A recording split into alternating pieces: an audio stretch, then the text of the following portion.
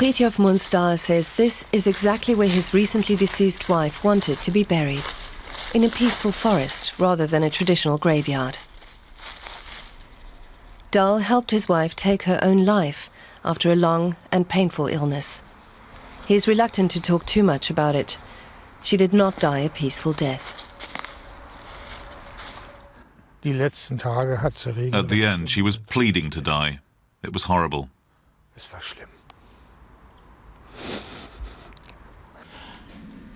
Before she died, Sabine Munz-Dahl told us she was suffering from ALS, an incurable neurological disorder.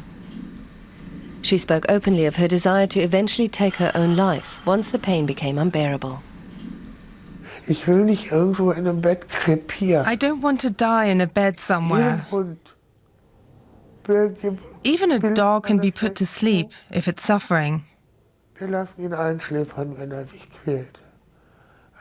But a human being is denied that right.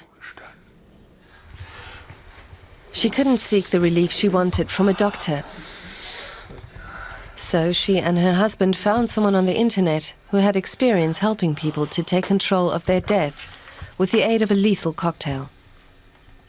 This person is doing this on a voluntary basis.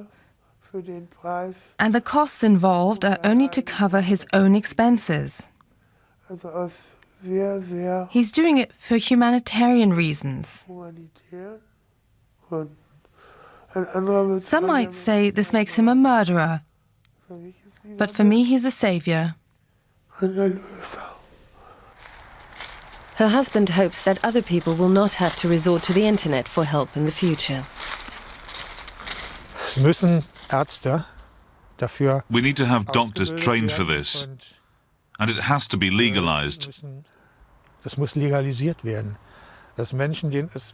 People who are really in a bad way, not kids with broken hearts, of course, nothing like that, but people who've suffered so much, like my wife, need to be given the opportunity to end their lives with competent assistance.